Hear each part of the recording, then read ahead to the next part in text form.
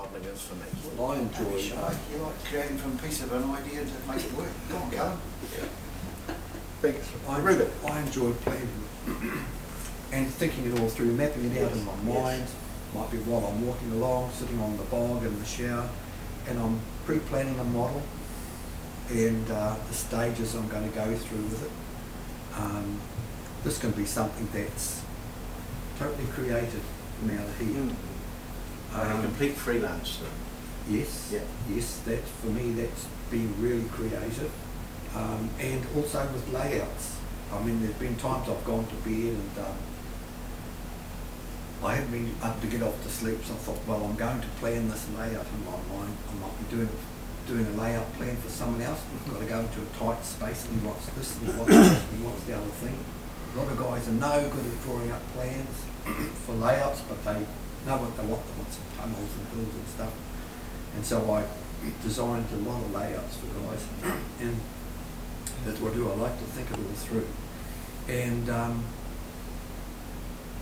as you come across a stalemate or a problem with your model sometimes, and you get stuck with it, sometimes you've got to be very careful not to overlook different things at different stages you do. Otherwise, you're just climbing over yourself. You've got to try and undo stuff to do it, and that makes more of a problem. So I try and avoid that. But they're the things that help us develop our skills as modelers.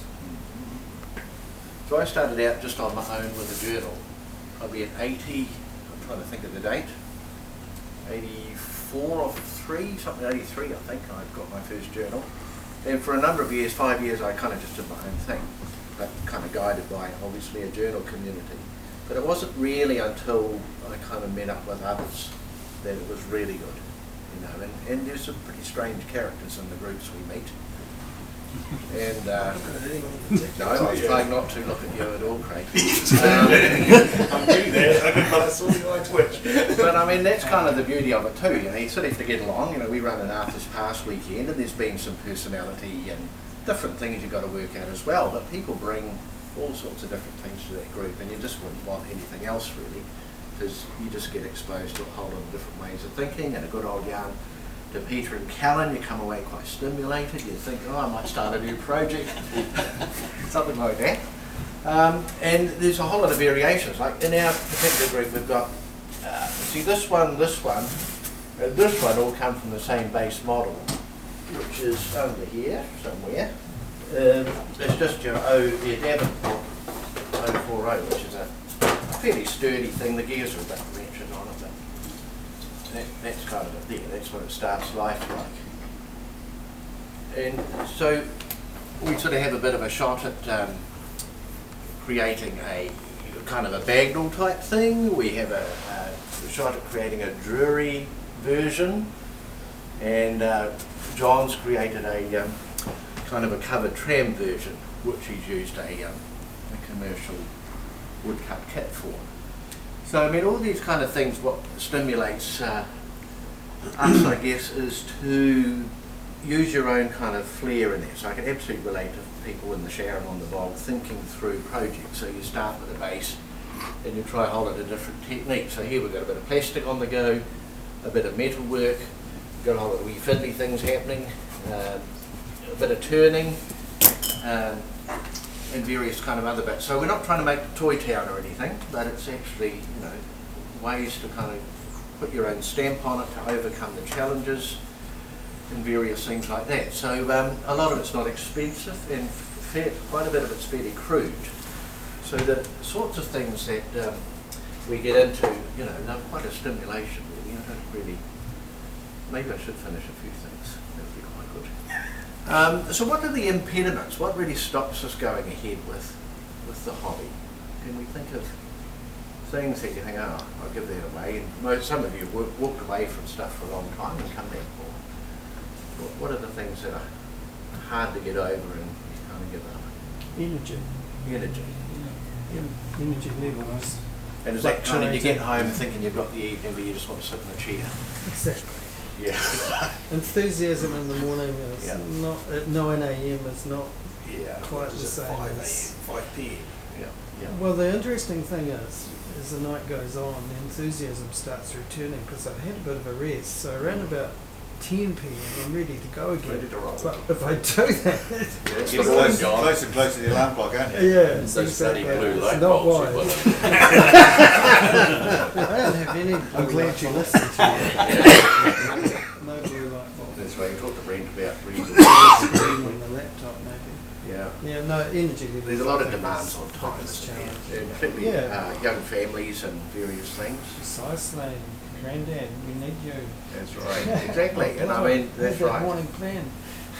Because it can be quite a selfish and isolated hobby too. And you know, if you're locking yourself away from things that you know you do value, like family or grandchildren, or you know a relationship of any form with anyone else, then that does suffer. So I guess it is a balance.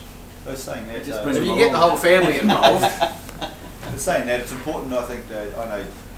Well, we're all quite a few of us are approaching the retirement age. I know a lot of older ones that have already retired. yeah, You've got to have I've always considered a selfish hobby where you don't need anybody else involved to do something. If you've got one of those, whether it's reading a book or whatever, research or whatever, you can turn this into a selfish hobby where you can go away for an hour on your own. You don't need anyone else. You don't have to try and ring someone, oh, could you come around because we need to do this. I got a copy, does a lot of shooting and hunting, and he can only go on the weekends when his friends have got time off work because he's in a position to retire and they've got a few years to go. So this is fantastic sort of stuff you can do. yep, absolutely. What other impediments do people find? So there's time and pressure and energy. For me, that's looking at something that I don't know about, the unknown, being frightened of it. Yeah. Sort of the mountain's too big. Yeah. Yeah. Was your point, Lou, when we started off like that a bit, did it, Dale? What's that? When you were doing those points, it started a bit of Yeah. an Well, overall once upon a thing. time, my first model, my first NZR model was a guards van. I always needed a guards van. The train doesn't look right without it. And I went to Iron Horse Hobbies and I brought the 44.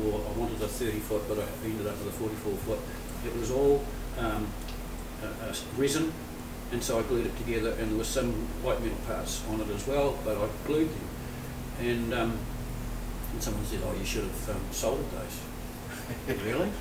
I don't know how the hell to do that. Yeah.